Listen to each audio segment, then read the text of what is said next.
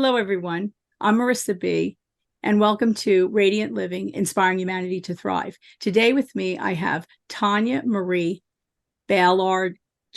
Did I say it correctly? Baillargeon. Baillargeon. Said it correctly. She is a holistic cancer wellness guide. She has studied herbs for well over 30 years. She's a certified aromatherapist, and she is the founder and director of, and let me say this correctly, it's called Circle Haven Coven. Yes. Nature Spirituality.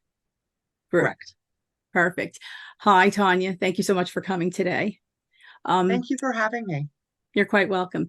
Can you tell me a little bit about how you came to the healing arts and the holistic wellness area to help people? Well, when I was young, honestly, I was never, my mother never forced me to go to church, or I didn't have to do any of that kind of stuff. So I was able to discover my spirituality on my own, which I think is very freeing. I don't know, 12, 13, started writing book reports in school when they would always ask you, pick your subject. So I would always pick alternative things like with Wicca and occult things, and it sort of blossomed from that. So then you were well into this from a young age, and it just Yes. carried on throughout your life. And then how did you come to get involved with the holistic cancer wellness guide? Because I remember the first time I heard it, it was like I literally hit my head. Said, oh my gosh, of course. I mean, we've all been touched by this horrific disease, cancer, in one way or another. And why didn't anybody ever think of that? My gosh, that overwhelming feeling that someone has when they first hear a diagnosis. I mean, you need someone to help you. You need someone to hold your hand. You need someone to guide you. Can you tell me how this all happened for you? Yes, I certainly can. And you're right, it does touch everyone. According to the American Cancer Society, the current statistic is one in every two people will have some form of cancer before they die.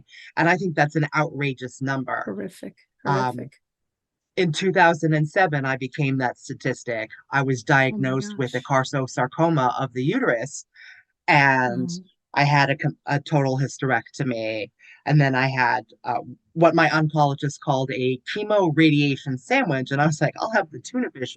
It's just crazy, right? The cancer that I had was uh, very severe.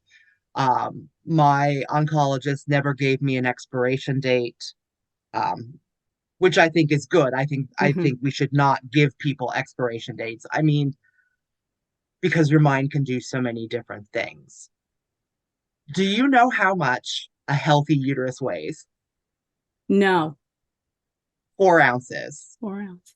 So when they removed my uterus, it was over 10 pounds. Oh my So gosh. That's literally the size of a how bowling severe, ball, right? right? So And you were young. You must have been young. You said what 38, year? What year? 2007. I So mean, you were I was young. You were a 38. young woman. Yes. I was 38 when I got that diagnosis. And if you look at the science, 10 pounds of cancer, like the odds are not good. So I believe that three things helped me through my cancer journey. Number one is mindset. Mm-hmm. Every day I got up and I changed my underwear and I put on a fresh pair of Wonder Woman's panties, which is why power pantaloons, right? Right. For me, that was the physical representation of actively choosing to live every day. And it's a choice. Like Mm-hmm. you have to participate in it, and you have to be very conscious of the decision to fight for your life. Mm-hmm. The second thing was building a support network that was in alignment with the fact that I was fighting for my life and that I wasn't going to take any negativity. Mm-hmm. So no expiration dates, nobody in my immediate circle who would mourn me while I was standing in Mm-hmm. front of them. If anybody talked about, you know, the doom and gloom stuff. They did it outside of my hearing, and Mhm. that was friends, family, and my medical team. And the third thing that I think was critical is alternative wellness modalities, in addition to Mhm. what my oncologist recommended. So my oncologist and I had a frank conversation about the fact that I wanted to use herbs. He said no, because the Mhm. herbs would possibly counteract the chemotherapy. Mhm. Um, but aromatherapy, chromotherapy, sound healing, Reiki, detoxifying herbal baths, like Mhm. as long as it was on the outside, he didn't care. Like, Mhm. because it wouldn't affect the chemo. So, like, if you're going through a journey like this, be honest with Mhm. your oncologist. Um, it's super important. It's super important. Well, it's wonderful that he or she uh embraced complementary I wouldn't say modalities. that he embraced, but he was like, yeah, No. like Oh, okay. uh fantastic oncologist. As long as I was doing, you know, following his protocol and Mhm. not actually putting anything into my body that would counteract the Right. chemotherapy. He was okay with it. Right. So I mean, he's like, so you're smelling something. Right. So you're looking at colors, whatever. Like it was a little dismissive, but I didn't Mhm. mind that Mm. because I believe that Right. it absolutely supported me. Mhm. Um, taking the aromatherapy, the essential oils, Mhm. and making massage oils out of it, and having weekly massages. And with chromotherapy, what that Yes. is using color. Mhm. So there are two colors in chromotherapy that are healing colors. One is green Mhm. and one is blue, but green also promotes growth. So I stayed away from From the green green. Yes. and embraced blue. Mhm. Um, blue stuffed animals, Mhm. blue pajamas, just to have that blue Right. wigs. Yeah, that's fabulous, right? I mean, sadly, you had to wear them, but at least you wore the colors that complemented the treatment that you were that you were utilizing at the time. I I absolutely was a little outrageous with it. I wore crazy colored wigs. I wanted people to be aware. Mhm. Not everybody feels comfortable telling everybody that they're going through this kind of journey, and Mhm. it's very personal, and everybody walks it a little differently. Mhm. So I wanted to make people aware of the current statistic, which has changed since it was 1 in 3 back then, Mhm. and now it's 1 in 2. Wow. So And yeah. we really haven't come far with finding any cure, really. It's sad. All the years that they've been researching, and we're still in the same Well, boat, more or less. that's because I think they're trying to find it in big pharma, and they're not looking at Well, alternative medicines. Um, that sound healing. could I, be right. I like if you look at some of the research, their vibrational Mhm. sound healing can destroy tumors. There Mhm. is evidence of it if you And look I for believe it. that in some of the Western medicine, they're using sound. I believe I've heard that people have had fibroids um, broken down or stones broken down with some sort of Yep. vibrational, whether it's Yeah, ultrasound, whatever they're using, sound waves. So they are doing that to some extent. Because, of they're course, that could working be a on it. whole, right? That could be a whole other topic in and of itself. And I don't have anything against Absolutely. Western medicine. Um, I think that our diagnostic capabilities are fantastic. I would never deny that. I think And we need yeah. to combine That I agree with. east, I meast, think west. I think we yes. need a holistic approach, Mm-hmm. because I think in Western medicine right now, what we're doing is just putting Mm-hmm. band-aids on the Mm-hmm. symptoms and not actually trying to diagnose what the problems are Mm-hmm. in a lot of cases. and then you're taking medicine for this, and then you're taking medicine to counteract the symptoms of the medicine Mm-hmm. that you're taking, and it gets to be a little ridiculous.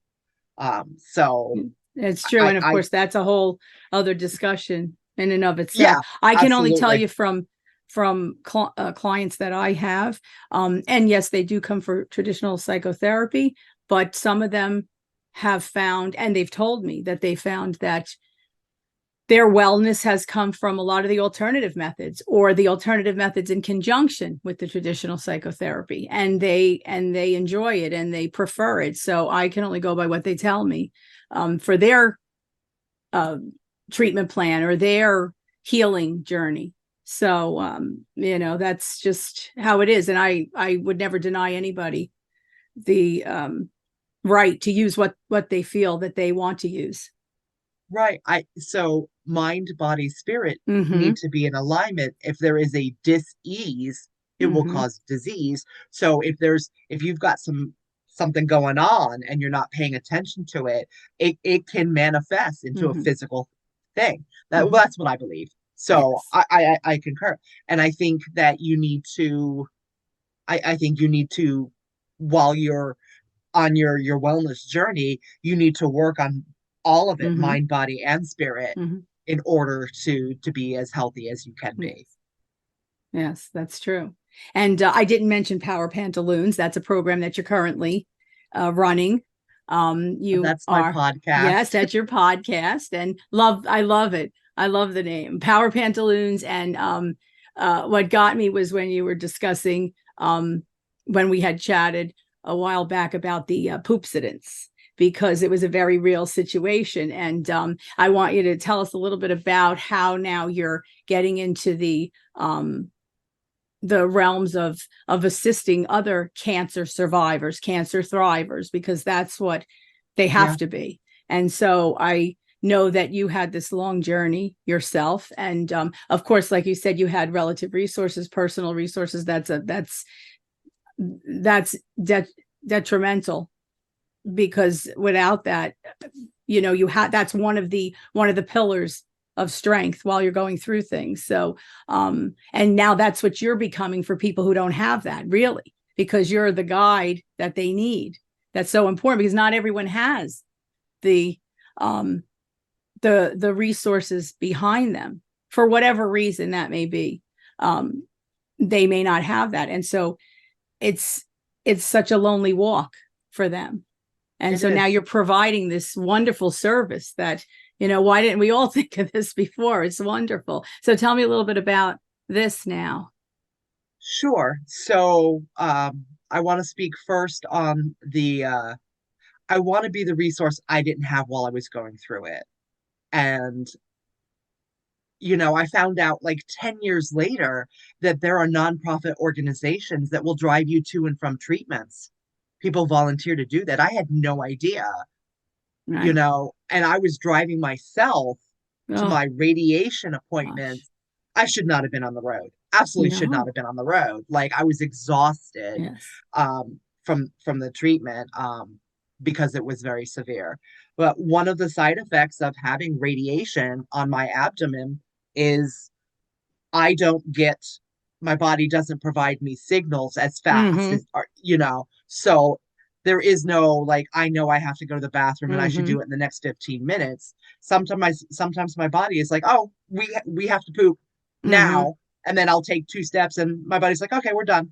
And Mm-hmm. there I am in ShopRite with poop in my pants. Mm-hmm. Like you cannot control the situation. Mm-hmm. You can only control how you handle it, how you That's right. resolve it.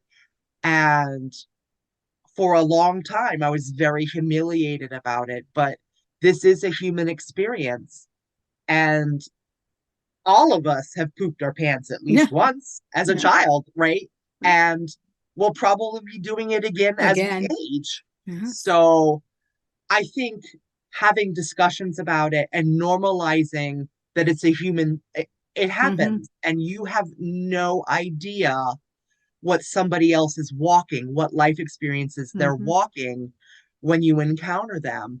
So be kind always. Mm-hmm. Oh, of course, because you don't know You what don't they know. have in their life. And it's, but just think about it, just the relief this person's going through this, especially if they have no resources. And, you tell them, hey, this is the way it is. That's nothing. You're alive.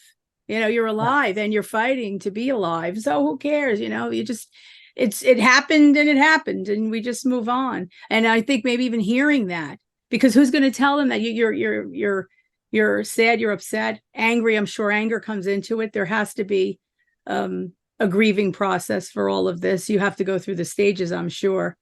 The anger, the hostility, the fear. So to have somebody help you, it's like so important. It really is a true guide through this. I was super fortunate that I had a friend go with me the day that I was diagnosed, and she just happened to be a former RN. Mm-hmm. So when my doctor told me that I had cancer, I didn't hear anything else. Mm-hmm. Like her lips were definitely moving. I have no idea what else she said, but my good friend shuffled me along, and we got back to her house, and she sat me down and she said to me, she goes, "Today is the day that you are allowed to cry, ask God why, scream, rage, whatever it is you need to do. But after that, tomorrow, we're kicking cancer's ass and there will be no more of that bullshit." Mm-hmm. Yeah. And I did. I took the data process, and I was diagnosed in March, and in the beginning of May, I had my surgery. I had a complete hysterectomy.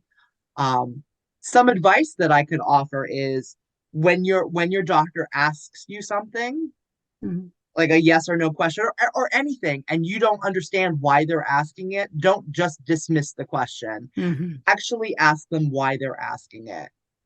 Um, my oncologist asked me if I wanted a power port without explaining what it was. Mm-hmm. So it was definitely on me, but it was also on him. But basically, what that is it's a device they put into your chest that Yes. they put IVs into instead of into your veins. After you start receiving chemotherapy, your veins are shot. Mm-hmm. When I went in for my second round of chemo, it took an ER nurse over 45 minutes to tap my vein. Wow. So you didn't have Right. the port. You didn't have the port put in? I did not have the No. port put in until after that. Mm-hmm. So I went through all of that ridiculous pain, Oh my and gosh. I Oh, excruciating. I was black and blue oh, all over the place because we tried all the oh veins, my and gosh. it hands down was the worst day of my entire life. Oh It my really was. gosh. It was it was brutal. Um, I also think that it's super important to carry with you or create some sort of, even if it's an app or a notebook or whatever, um, a medical binder where you list Mm-hmm. all of your medications, all of your doctors, your appointments, what the doctor said to you. I know Mm-hmm. that there are apps out there that are HIPAA compliant that you can record the Mm-hmm. doctor's conversation with you, because I guarantee you, you will not remember what Right. they said. You will not. Oh, I'm sure. I'm sure. I can just, I don't even know how anybody would go by themselves, because you probably, the minute you hear the diagnosis, you don't hear anything else. Like you said, lips are moving, but you don't have any idea what they're saying. And you have to have someone there to listen for you. And it's true. That's wonderful if you can, in fact, tape or record what's being said, because, and a binder is just fantastic, because to have all that information in front of you written and recorded so that you actually can refer back to it, because who knows, everybody's different, right? And who knows how long it's going to take someone to even realize to sit down and try to take a look at any of that. um it's Yeah, it and was it's a also long road. helpful. Yeah. It was Oh, I'm it sure. was also super helpful because then I could say to the doctor, when they asked me a question, when was the last time we drew your blood? I could tell them Mm-hmm. exactly when that happened without them having to go into their notes. Or, you know, who you see oncologists, you see radiation oncologists, you see so many different providers. Mm-hmm. that it gets a little dizzying sometimes with where you're at. So Hmm. it's a lot. It It is it a it, lot. it is. And having something that you can look at and remind yourself, oh yeah, I'm taking all these medications. I'm supposed to take them at this time. And oh, so now we're adding this medication or whatever. Hmm. And now, how are people finding you? How are people able to find you? I know that you have gingeredrose.com. That's your website, correct? That's your business Yes. website. I mean, how does somebody reach out to you? Um, I'm sure that there's going to be a lot of people looking for this service because they're just at their wits' end and scared and really don't even know what foot to put forward. Yes, I have the website Gingered Rose, and it's GingeredRose.com. I have a Facebook group called Power Pantaloons. You can send a request.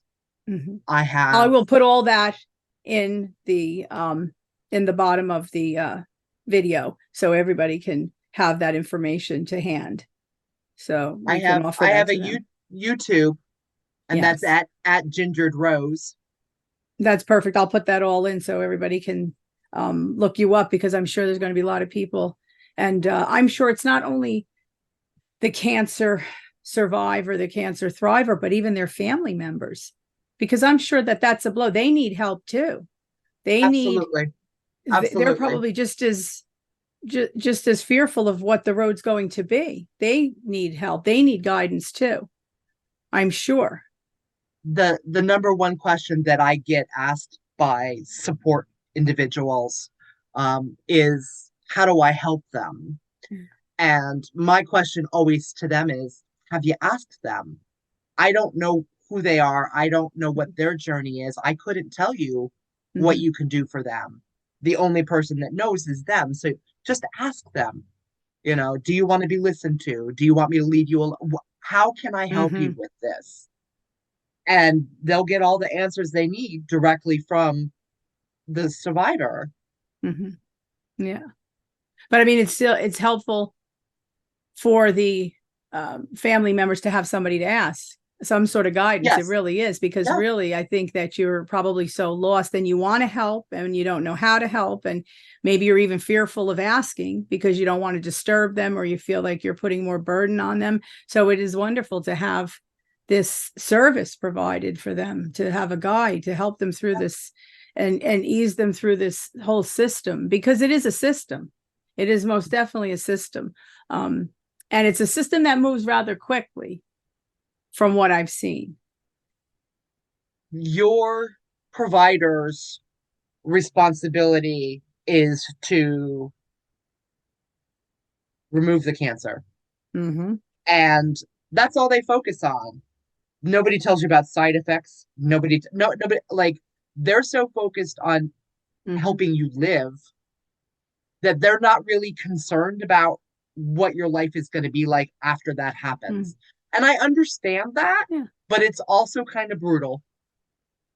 it It is. But when you think about it, it's kind of like triage or a mesh. Get you patched up, and you're going to move on now to out the door, right get out the right, door. right, because we Yep. have the next person that we want to help survive, and then you have to move forward. And now we have these kind of services, people like you that are offering these services that are wonderful, because really that is where it really all starts after the fact, because there are so many more steps afterwards, not just that possible operation. And I know that not everything's operable, and so there are other avenues that people have to go through with that. So but still, the steps that they have to take, to have somebody there that's not only walked that walk but now can assist them, even, I mean, something basic. And I knew through other avenues and agencies that there are certain services that do that, but there are people who do go it alone like you, that have driven, which is just unbelievable to think about that. But you have to get yourself to the facility. How do you get there when you don't know? These are all now things that you're going to offer people, all this information. I didn't go it alone. Yeah. My sister supported me, Hmm. financially supported me, Hmm. and was upset she couldn't drive me to Hmm. the appointments, but she was too busy working 16, 18-hour days Right. because disability didn't send me a check for 4 months, Yes. which is outrageous. Like, somebody's already going through something like this, Hmm. and our system is set up in Yeah. such a crappy manner that I had to literally wait 4 months to receive financial aid. Which That's is just, insane. That's it's, insane. it is, it's inconceivable that that happens when people are already dealing with this already, this illness, and that's Yeah, those steps that they have to take to survive, and then this other avenue, the bureaucratic situation. to me it's And you crazy. had and you had your sister, and of course, yeah, naturally she's supporting you and has to work because she has to support herself, and Yeah, then and then she can't drive you because she has to go to work. I mean, it's a vicious yeah. cycle, And you know. my parents flew up once a month, you know. Oh. My treatment was so intense that I actually had to go inpatient for four Yeah. days to receive my chemo, and that was once a month for Hmm. six treatments. Um, I'm And they put grateful right, I had they put you medical inpatient. insurance. Yeah. Oh, yes, because that's a whole other topic in and of itself with the medical coverage and the whole entire system that so many people say is broken, and we just can't seem to fix it. But I it's just to think incredible, because it was like you said, and everybody's treatment plan and everybody's protocol is different, but you had to physically go in to be an inpatient for 4 days every month, and you did that for 6 months. 6 times. That was six, yeah. Yep. And you said you had 2 rounds of chemotherapy. You had 2 rounds of the treatment. So it was inpatient, and I Uh-huh. was given the chemotherapy 3 days in a row. Mm-hmm. I had to get rescue drugs before, during, and after the chemo because it Mm-hmm. was so toxic. My gosh. I'd never heard of rescue drugs before. I Mm. was like, what is Yeah. that? You Yeah. know, and then there's, anti-nausea medication. Mm-hmm. And you have to start with the cheap stuff because the insurance company won't cover the expensive Mm-hmm. anti-nausea medicine until you try it, the cheap stuff. And that's every time you go in. So I would Mm-hmm. have to take the stuff that doesn't work, throw all of First, that up, yes. and then get the $300 a pill medicine because they wouldn't cover it unless I threw up the other one, which makes no sense. All right, so that's already happened. Why do we Mm-hmm. have to do that month after month after month? Month. It's ridiculous. It's absolutely ridiculous. It is, and I know that even medical the medical establishment, often their hands are tied as well because they're following the rules that are given to them as well. I know that By the often insurance occurs. companies. Yes, I know that often occurs, that they have to follow what's told to them, even though they may not agree with it. And even though they are the MD, they still have to go with what's told to them. And that's another topic all It over again, is. right? For another show, because definitely the whole system um, is Could definitely use an flawed. Yeah. could use an update. Yes, yeah, really, probably a whole restructuring. But people, they're getting cancer every day, and so we are forced to be in the system that currently exists and Yes. try our best to survive within that system. And to navigate it is so Hard. incredible. Oh my gosh, you're ill, and you're in fear, and then there's also the physical exhaustion that comes with the treatments, because it's your whole world at that point. That's what you're doing, and that's what your family's doing, and that's what you're living every day. um and there are people that I'm sure you've seen it. There are well-intentioned people, and some people want to help, they don't know how to help. Some people are fearful of even bringing it up. Some people, um they don't want to rock the boat, so they don't say anything, or they step back. So people have to deal with all of that too, at the Yeah. same time that they're going through their treatment. So the Yeah, service that you're providing is fabulous. It's a fantastic service thank for you. people. I think it's wonderful. And I know that we spoke not that long ago, and you were mentioning, and I thought it was fabulous, the whole idea of companies providing this for their employees, or employees that have family members that are ill, or for employees themselves. I mean, that's like so fabulous. This is something that really should be provided. Like, you have the dental plan, and you have Yeah, they have now wellness plans, and they have maintenance plans. They have people that not every insurance, but there are a lot of them that they have this wellness plan. They have someone you can talk to. This is like a fabulous policy that they can they could initiate. right, Yeah, they can initiate in their companies. This is like a wonderful thing to offer their employees, because like we said earlier, this touches everybody. it um does. Yeah, it's sad but true, and we're no better today than we were when they first found it. I know they're trying desperately, they say, to find the cure, or the reason that it occurs, or how to change it, but we're still in no I better of a don't. place. I don't know that we're in no better of a place. I do think the chemotherapy treatment has evolved an awful lot, and the survival rates have definitely gotten better. I do think that more and more people are seeking alternative wellness Hmm. modalities um, for their healing. I Hmm. mean, there's a lot out there. I mean, you can go down all kinds of crazy rabbit Yes. holes, and Yes. there's some strong research with mushrooms Yes. and Yes. their anti-cancer properties that I Mhm. think is truly amazing.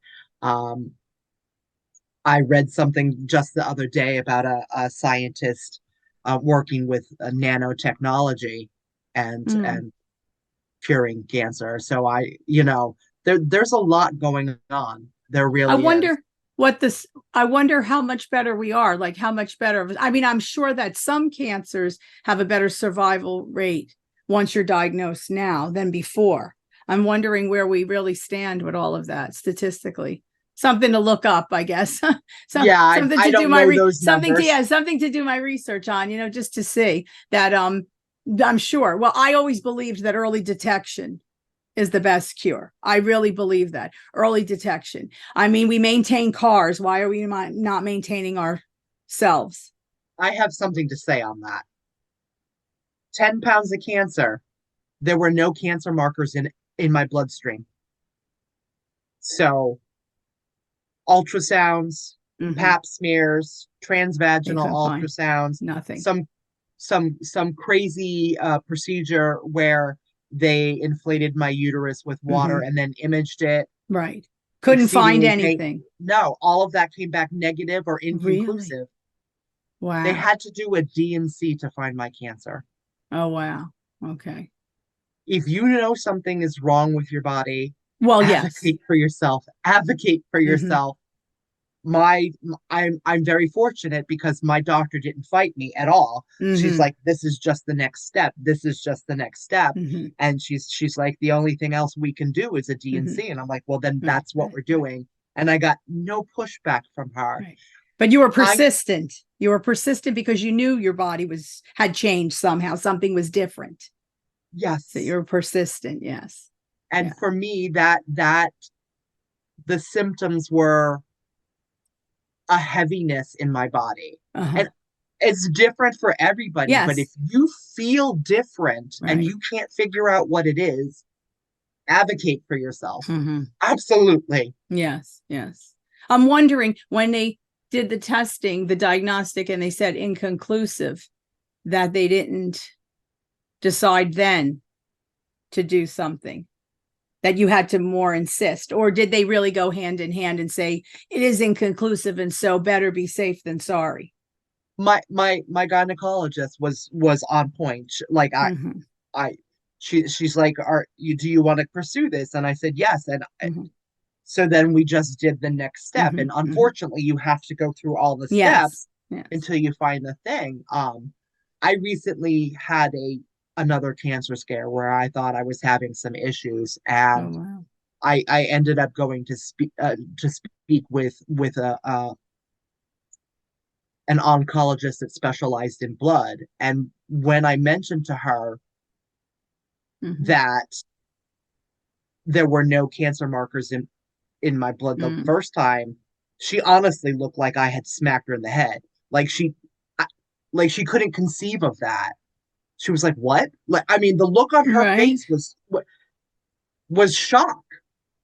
But I'm Like, wondering if by the time there's cancer markers in your blood, it's I don't know. I'd it's have to more research that. serious, I would like to know that, because if it's in your blood, I'm a believer, like you said, there's something different in my body. I know there's something wrong. I don't care what they say. And I would do what you did. I would go constantly and pester them and say, Yes, and I would have every test done too, because I know that there's something different. If it's like night and day, something's different with your body, something completely different. I would definitely do that. I'm just wondering, about the cancer cancer markers in the blood. Is it already, has it gone I longer don't know. than it needed I to be? I don't know. That's probably a question. I have a couple of MDs coming on to the show.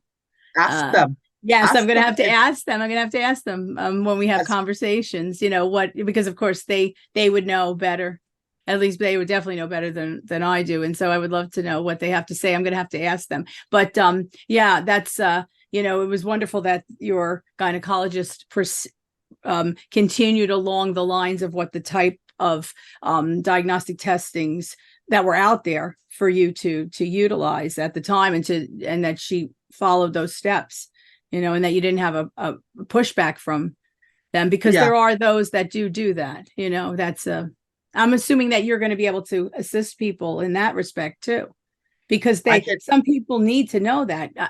Now, I don't want to say anything negative against a doctor, but I'm sure when someone's going through something, having the type of guidance that you provide can gently explain that perhaps there might be another type of doctor that will work with them, because they may not even know that they can do that. you have a right to advocate for yourself. You have a right to Mm-hmm. question the doctor. You have a right to second opinions. Mm-hmm. And they do call it a medical practice for a reason. Mm-hmm. It is a Exactly. practice. I mean, they know a lot. They really do, Yes. but they do not know everything, Mm-hmm. and they may not know you. And you absolutely, absolutely have the right to advocate for Mm-hmm. yourself. I Oh, highly sure. encourage it. Nobody Yes. else is going to do it for you. No, exactly. You have to do it for Exactly. yourself. People will No, help you, exactly. but you have to be responsible for your own health. Mm-hmm. Oh, yes, that is true. That is true. But, now we're fortunate that we have people like you that can help. Yeah, That's, another person in your corner. Um, absolutely. I can help you advocate, but you have to yes. be willing to ask Well, the yes. questions and you have to be willing to Mm-hmm. That's one thing I disagree with the wanted to doctor know. sometimes. That's the one thing I want to know. If you're with the HIPAA laws, um, are they allowed to have you go with them? I mean, if that's the type of guidance that they're looking for, because I'm assuming that you have different types of The- offerings, I'm sure, because this is a massive issue, a serious illness, a saddened event that many people may have to walk through, and many people, as we said earlier, are touched by this. So, I want to go to the doctor and I want to bring someone with me. Is that our right as a yes, patient to bring whomever we yes, want? yes. You do have the doctor can refuse to let you bring people in, but you do Oh, have the right to bring people with you. mm-hmm. Sometimes they will offer having a, a physician's assistants come in or something like Right. that. But Mm-hmm. you can also ask them. There are HIPAA compliant apps where Mm-hmm. you can record your conversation. Right. HIPAA protects the patient. The Right. patient is Yes. allowed to disclose whatever they want, Right. whatever they want to whoever they want. Right. So the doctor can't do that. Right. I can't do it. Like Exactly. so the patient can tell me whatever they want to tell Mm-hmm. me or tell you whatever they want to tell you Mm-hmm. about their own medical history. Mm-hmm. The way HIPAA works is it protects the patient. Yes.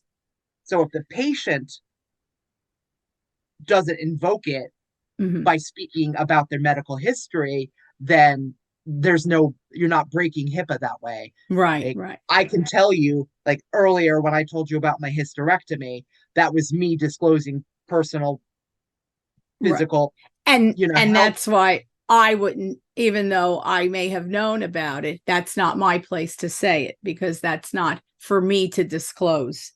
Right. So it That's was for for you to me to explain. disclose because it's Right. my personal health um, Yes. information. Right. Right. So I'm allowed to disclose whatever I want about my Hmm. health. And so Hmm. I'm not going to be offering, I'm not going to go Right. into, One on one with people in their appointments. No, because you'd have to no, be. they'd have to be next door neighbors to me Right. for me to No, do but I that. But mean, think about that. You'd be working, you'd have to be thousands of people running all over, because how many people would be looking for that service? Yes. I mean, it's already what you're offering them is so wonderful that there yeah. are certain things that you're going to be able to help them with, and other things that they're going to discuss with you. Right. So that's part of the building the support network. You're going to want to take somebody that you're close with, Yes. friend or loved one, Hmm.